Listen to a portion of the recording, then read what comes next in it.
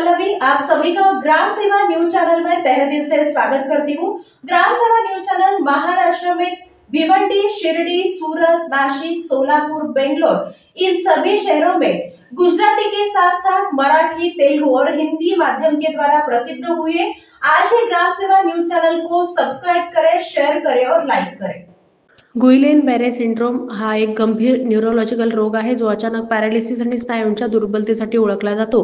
पुणे जिल्ह्यात या आजाराच्या वाढत्या प्रकरणामुळे सार्वजनिक आरोग्य विभागाने तातडीच्या उपाययोजना जाहीर केल्यात।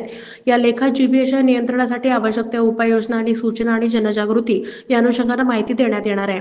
पुणे जिल्ह्यातील विविध रुग्णालयातील जीबी सिंड्रोम सदृश्य आजाराचे रुग्ण दाखल होत आहेत। याबाबत कार्यवाही सुद्धा होत आहे। आरोग्य विभागाशी चर्चा करून योग्य त्या सूचना दिल्यात। या आजाराबाबत न्यूरोलॉजिकल सोसायटी ऑफ पुणे यांच्या सूचना सुद्धा उपलब्ध आहेत।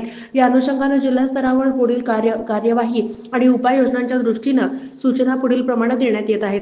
आकस्मिक उद्भवणाऱ्या पॅरालिसिसची लक्षणे असलेल्या रुग्णांबाबत बाधित कार्यक्षेत्रात सर्वेक्षण करून रुग्ण शोधून त्यांच्यावर उपचार याचबरोबर प्रतिबंधात्मक उपाययोजना कराव्यात।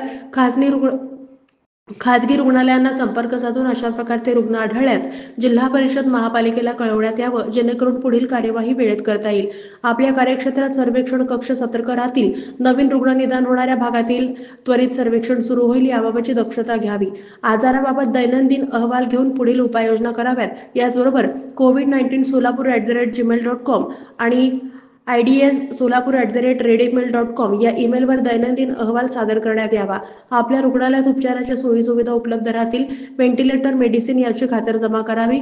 रुग्णालयात भरती रुग्णांचे रक्त, लघवी, शौच नमुने NIV पुणे येथे पाठवावेत। सदर आजार अन्न, पाणी दूषित असल्यास किंवा अन्न आणि दूषित पाण्याच्या माध्यमातून होऊ शकतो। लोकांमध्ये प्रतिबंधात्मक उपाययोजना मोठ्या प्रमाणात करण्यात याव्यात।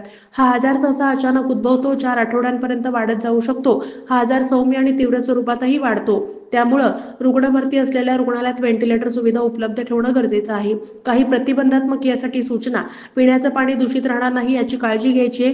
पाणी उकळून प्यायचे, अन्न स्वच्छ आणि ताजं खायचे, वैयक्तिक स्वच्छतेवर भर द्यायचे, शिजलेलं अन्न खायचे, न शिजलेलं अन्न एकत्रित न ठेवल्यास सुद्धा संसर्ग टाळता येऊ शकतो। जर अचानक काही लक्षणं यापैकी आढळली तर वैद्यकीय मदत घेण्यासाठी जनजागृती करावी। अचानक पायातील आणि हातात येणारा अशक्तपणा, लकवा, अचानकपणे उद्भवलेले चालण्यातील अशक्तपणा, डायरिया जीबीएस नियंत्रणासाठी जिल्हा प्रशासन, सर्व संबंधित आरोग्य यंत्रणा यासाठी नागरिकांनी एकत्रित येऊन कार्यवाही करावी। या आजाराची लक्षणं आढळल्यास मेडिकल स्टोअरवरून औषधं न घेता वैद्यकीय सल्ल्याने उपचार घ्यावेत, त्यामुळे आजाराचा प्रभाव राहणार नाही, असं महत्त्वपूर्ण आवाहन करण्यात आलंय।